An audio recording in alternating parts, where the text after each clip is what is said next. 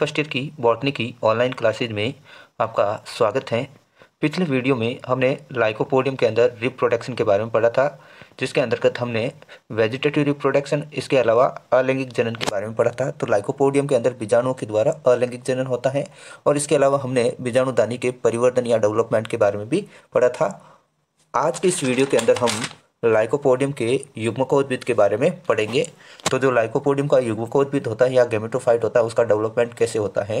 तो जो बीजाणुदानियों के अंदर जो बीजाणु डेवलप होते हैं वो बीजाणु जर्मिनेट होकर क्या करते हैं, गैमेटोफाइटिक स्टेज को प्रारंभ करते हैं या युग्मकोद्भिद प्रावस्था का निर्माण करते हैं।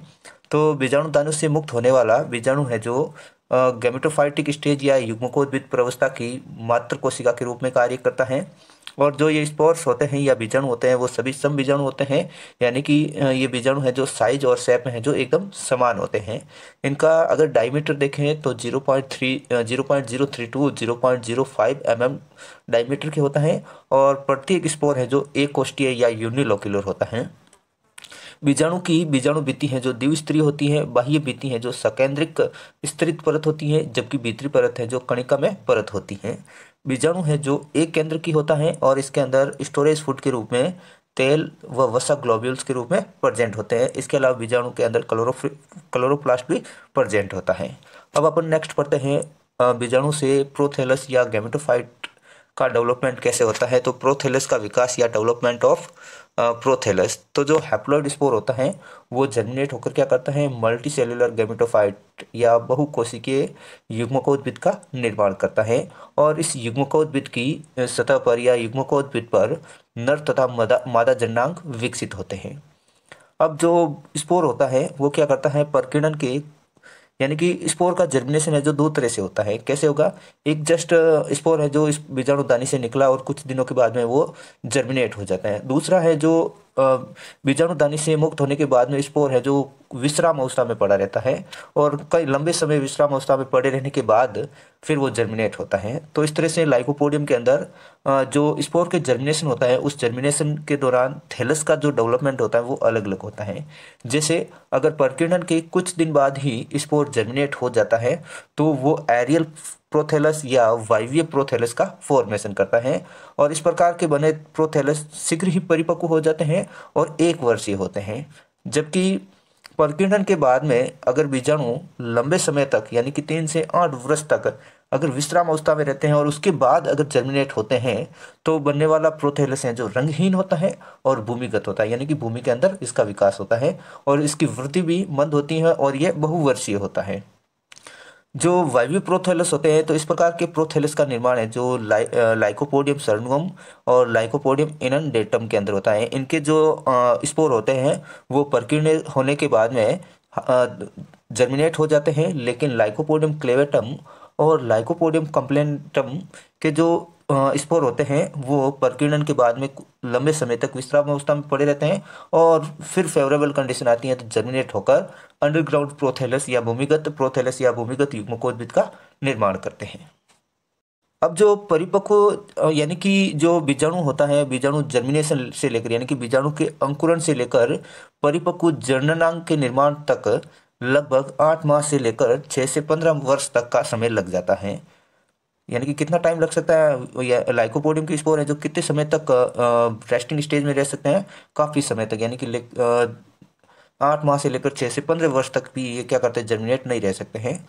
अब स्पोर का जर्मिनेशन कैसे होता है, तो जो अंकुरण से पहले क्या करते हैं स्पोर होते हैं वो वाटर का एब्जॉर्प्शन करते हैं और वाटर का एब्जॉर्प्शन करने के कारण ये फूलकर गोलाकार हो जाते हैं। फिर इनकी जो बाह्य भित्ति होती हैं वो त्रिअरीय कटक यानी कि ट्राई रेडिएट्रिज यानी कि 3 कोणीय जो खांच होती हैं वहाँ से ये फट जाती हैं। फिर क्या होता है कि जो बीजाणु होता है उसके अंदर फर्स्ट डिवीजन है जो ट्रांसवर्स डिवीजन होता है, तो एक छोटी और एक बड़ी कोशिका बनती है। बड़ी जो कोशिका होती है उसको लार्जर सेल्स या वृत्त कोशिका कहते हैं, जबकि जो छोटी कोशिका होती हैं जो मसूराकार होती हैं और इसे मूलाभासी कोशिका या राइजोइडल सेल कहा जाता है। अब जो राइजोइडल सेल्स होती है वो प्रोथैलस के विकास में भाग नहीं रहती हैं, अतः इसका जो कोशिका द्रव्य है कुछ समय के बाद में जो नष्ट हो जाता है। अब जो प्रोथैलस के डेवलपमेंट में जो मैन सेल्स पार्टिसिपेट होती हैं वो लार्जर सेल्स या वृत्त कोशिका होती हैं। अब जो ये वृहत कोशिका या लार्जर सेल्स होती हैं इसके अंदर या तो अनुदैर्ध्य विभाजन होता है या तिर्यक विभाजन होता है। तो अनुदैर्ध्य या तिर्यक विभाजन के कारण दो सेल्स बनती हैं, अपर सेल्स और बेसल सेल्स। बेसल सेल्स है जो मूलाभासी कोशिका या राइजोइडल सेल्स के पास बनती है। अब फिर इस अवस्था तक युग्मकोद्भिद का विकास है जो बीजाणु में उपस्थित संचित भोज्य पदार्थ की सहायता से होता है, परंतु आगे का परिवर्तन है जब तक इस बेसल सेल्स के अंदर फाइकोमाइसिटीज वर्ग के हाइफी है जो एंटर नहीं करते हैं तब तक इसका डेवलपमेंट नहीं रहता है। अगर फाइकोमाइसिटीज वर्ग के जो माइसीलियम होते हैं या कवक होते हैं, अगर इस बेसल सेल्स के अंदर एंटर हो जाते हैं तब इनका डेवलपमेंट है जो आगे की तरफ शुरू हो जाता है। तो फंगल हाइफी क्या करती हैं, बेसल सेल्स के साथ मतलब बेसल सेल्स के अंदर एंटर करके एंडोफाइटिक माइकोराइजा बनाती हैं। क्या बनाती हैं, अंतः पादपी कवक मूल का निर्माण करती हैं। तो यहाँ पर है जो फंगल हाइफी है जो लाइकोपोडियम की जो बेसल सेल्स होती है उसके साथ सहजीवी संबंध या सिम्बायोटिक रिलेशनशिप बनाता है।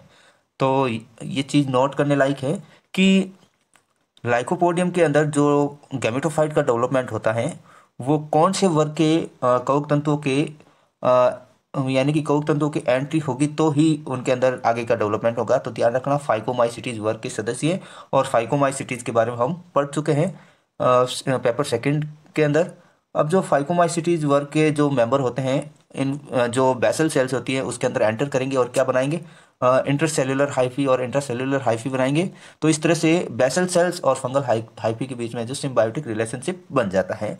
तो फंगल हाइफी क्या करती हैं, जो सॉइल होती है वहाँ से वाटर और मिनरल्स का एब्जॉर्प्शन करके किसको प्रोवाइड करती हैं, लाइकोपोडियम के रूट और फिर लाइकोपोडियम के प्लांट्स को प्रोवाइड करवाती हैं। बदले में लाइकोपोडियम क्या करता है, फोटोसिंथेसिस के द्वारा फूड का जो फॉर्मेशन होता है वो फंगल हाइफी को प्रोवाइड करवाता है। तो इस तरह से इन दोनों के बीच में जो सिम्बायोटिक रिलेशनशिप बन जाता है। कवक मूल के स्थापित होने के बाद युग्मकोद्भिद की शीर्ष कोशिका सक्रिय हो जाती है। वह इससे व्युत्पन्न कोशिकाएं क्या करती है, प्रोथेलस का निर्माण करती हैं। नोट, जिन जातियों में वायवीय युग्मकोद्भिद का निर्माण होता है उनका विकास तो उसी ऋतु में पूर्ण हो जाता है, लेकिन अंतर्भूमिक युग्मकोद्भिद वाली जातियों में 5 कोशिकी प्रोथेलस के विकास में लगभग 3 से लेकर 8 वर्ष का समय लग जाता है। तो जो भूमिगत या अंडरग्राउंड जो गैमेटोफाइट का डेवलपमेंट करने वाली जो स्पीसीज होती है उनके अंदर प्रोथेलस के डेवलपमेंट में कितना समय लगता है, 3 से लेकर 8 वर्ष का। यानी कि ये तब तक है जो रेस्टिंग स्टेज में पड़ा रहता है, क्योंकि इनके अंदर फंगल इन्फेक्शन में टाइम लगता है। तो फंगल इन्फेक्शन में अगर टाइम लगेगा तो गैमेटोफाइट या प्रोथेलस के डेवलपमेंट में भी टाइम लगता है। आपके सामने स्क्रीन पर लाइकोपोडियम के प्रोथेलस के डेवलपमेंट की प्रावस्थाओं के बारे में दे रखा है। तो डायग्राम ए है जो स्पोर का डायग्राम है और इसकी आउटर वॉल पर है जो ट्राई रेडिएट है, जो खांच है वो प्रेजेंट है। अब ये क्या करेगा, स्पोर वाटर का एब्जॉर्प्शन करता है तो जो इसकी बाह्य भित्ति है वो त्रिअरीय खांच से फट जाती है, ट्राई रेडिएट मार्ग से फट जाती हैं। तो फिर क्या होता है, इसके अंदर जो माइक्रोस्पोर होता है उसके अंदर जो बीजाणु होता है उसके अंदर है जो फर्स्ट डिवीजन है जो ट्रांसफर्स होता है वो भी इरेगुलर होता है। तो एक छोटी और एक बड़ी कोशिका बनती है। छोटी कोशिका को राइजोइडल सेल्स कहते हैं और जो बड़ी होती हैं उसको वृहद कोशिका या लार्जर सेल्स कहते हैं। तो राइजोइडल कोशिकाएं जो आगे पार्टिसिपेट नहीं लेती हैं प्रोथेलस के डेवलपमेंट में, लेकिन जो लार्जर सेल्स होती है उसके अंदर डिवीजन होता है। तो दो सेल्स का फॉर्मेशन होता है, अपर सेल्स और बेसल सेल्स। बेसल सेल्स हैं जो किसके पास सिचुएटेड होती है, राइजोइडल सेल्स के पास सिचुएटेड होती है। फिर क्या होता है, अपर सेल्स के अंदर और डिवीजन हुआ, ठीक है, वो त्रिक डिवीजन होता है। फिर और मतलब अपर सेल्स के अंदर और डिवीजन होता है। तो इस तरह से सेल्स के अंदर डिवीजन होता है तो सेल्स डेरिवेटिव सेल्स का फॉर्मेशन होता है। फिर जो राइजोइडल सेल्स के पास प्रेजेंट जो बेसल सेल्स होती हैं उनके अंदर फंगल का इन्फेक्शन होता है। और फंगल कौन से वर्ग की होती है, फाइकोमाइसिटीज वर्ग के सदस्य होते हैं। वो एंटर करते हैं तभी हैं जो इनके अंदर आगे का डेवलपमेंट शुरू हो जाता है और इनके अंदर सेल डिवीजन होता रहता है। फिर स्पोर वाले जो ब्रेक डाउन हो जाती हैं और फिर ये क्या करती हैं, स्पोर्स के अंदर बहुत सारी सेल्स बन जाती हैं और एक प्राइमरी ट्यूबरकल या प्राथमिक मूल गुलिकाएं बनती हैं। और फिर ये क्या करता है, नए प्रोथेलस या गैमेटोफाइट का डेवलपमेंट कर लेता है। नेक्स्ट आपके सामने जो टॉपिक है वो है परिपक्व युग्मकोद्भिद की संरचना या स्ट्रक्चर ऑफ मैच्योर गैमेटोफाइट। तो लाइकोपोडियम के अंदर है जो लाइकोपोडियम की जातियां होती हैं उनके अंदर 3 प्रकार के युग्मकोद्भिद पाए जाते हैं। सर्नुअम टाइप या जिसको प्रथम प्रकार का प्रोथेलस कहते हैं, क्लेवेटम टाइप या द्वितीय प्रकार का प्रोथेलस, फ्लेगमेरिया टाइप या तृतीय प्रकार का प्रोथेलस। तो सबसे पहले अपन सर्नुअम टाइप प्रोथेलस के बारे में पढ़ते हैं। तो इस प्रकार का प्रोथेलस या युग्मकोद्भिद है जो छोटा, वार्षिक व स्वपोषी होता है और यह जो दो भागों में डिफरेंटिएट होता है, वायवीय भाग और आधारिक कवक मूल युक्त भाग। वायवीय भाग है जो अनियमित रूप से पालित हरा व प्रकाश संश्लेषी होता है, और जो जननांग होते हैं वो अनियमित पालियों के अंदर धसे रहते हैं।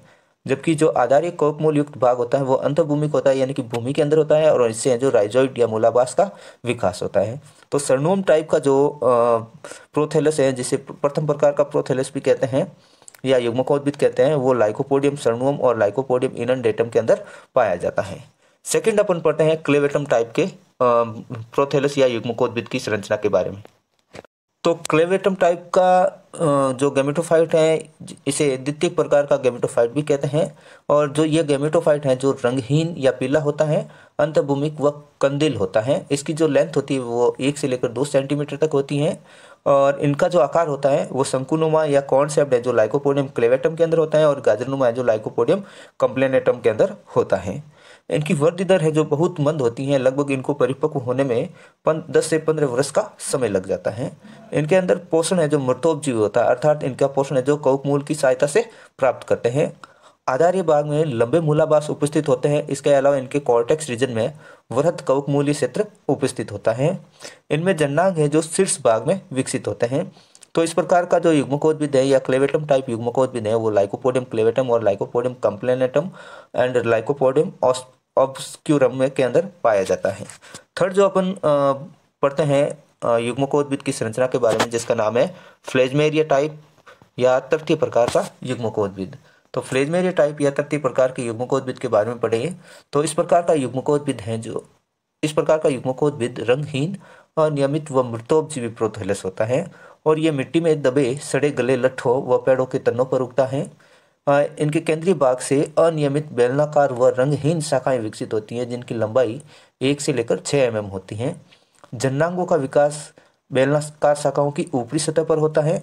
प्रोथेलस में अंतपादपीय कवकमूल है जो प्रचुर मात्रा में उपस्थित होता है, और इस प्रकार के जो युग्मकोद्भिद होता है वो अधिपादपीय जातियों में पाया जाता है, जैसे लाइकोपोडियम फ्लेगमेरिया। तो लाइकोपोडियम फ्लेगमेरिया लाइकोपोडियम के अंदर किस प्रकार का युग्मकोद्भिद होता है? फ्लेजमेरिया टाइप या तृतीय प्रकार का युग्मकोद्भिद होता है। नेक्स्ट नोट है जो लाइकोपोडियम सिलेगो होता है, उसके अंदर प्रथम और द्वितीय दोनों प्रकार के युग्मकोद्भिद पाए जाते हैं। यह यदि बीजाणु का अंकुरण प्रकीर्णन के तुरंत बाद हो तो वायवीय प्रोथेलस का निर्माण होता है। यदि बीजाणु का अंकुरण जमीन की सतह से नीचे है तो इनमें जो भूमिगत मृतोपजीवी प्रोथेलस का निर्माण होता है।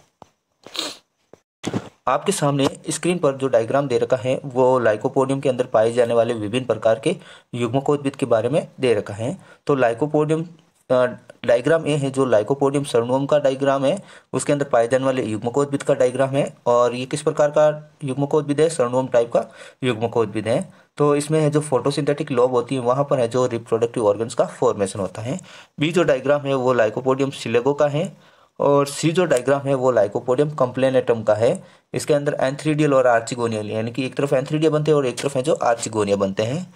और इसके अलावा इनकी जो नीचे की तरफ पार्ट्स हैं वहाँ पर है जो माइक्रोराइजल जोन प्रेजेंट होता है, और इसके अलावा स्टोरेज जोन है, और इनकी आउटर जो एपिडर्मिस होती है वहाँ से राइजोइड्स का डेवलपमेंट होता है।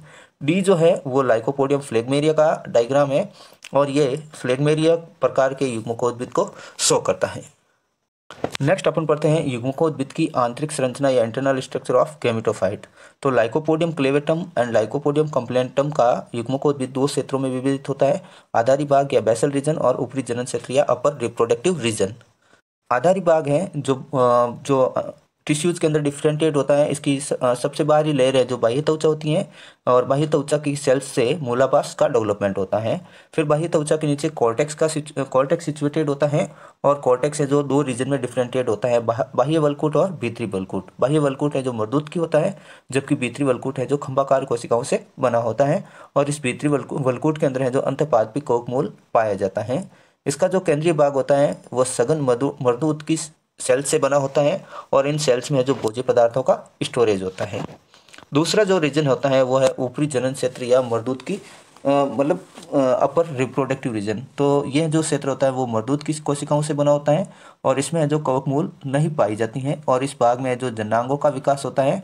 लाइकोपोडियम क्लेवेटम में पूदानी पहले विकसित होती हैं जो जनन क्षेत्र के केंद्र में स्थित होती हैं, और इनमें है जो स्त्रीधानी बाद में विकसित होती है और सीमांतों पर उपस्थित होती हैं, जबकि लाइकोपोडियम कंप्लेनेटम में एक और तो पूदानी का डेवलपमेंट होता है और दूसरी और है जो स्त्रीधानी का डेवलपमेंट होता है।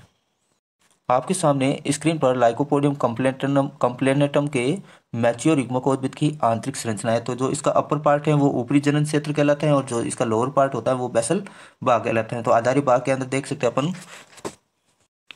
इसके अंदर जो जो लोअर पार्ट ये बेसल पार्ट है और ये जो है अपर जनन रीजन होता है। तो आधारी पार्ट के अंदर एपिडर्मिस है, एपिडर्मिस के नीचे कॉर्टेक्स है, कॉर्टेक्स के नीचे पैलिसेड टिश्यूज का सिचुएशन और इसके अलावा इसके केंद्रीय भाग के अंदर जो पेरेन्काइमेटस होता है उसको स्टोरेज रीजन भी कहा जाता है। जो एपिडर्मिस होती है इससे राइजोइड्स का डेवलपमेंट होता है। जो अपर वाला पार्ट होता है इसको जनन क्षेत्र बोलते हैं। ये जो डायग्राम है वो लाइकोपोडियम कंप्लेनेटम का होता है। तो इसके अंदर एक तरफ तो है जो एंथ्रीडिया का डेवलपमेंट हो रहा है, तो दूसरी तरफ है जो आर्चिगोनियम का डेवलपमेंट हो रहा है। तो आज की वीडियो के अंदर इतना ही। नेक्स्ट वीडियो के अंदर हम पढ़ेंगे लाइकोपोडियम के जननांगों की संरचना के बारे में।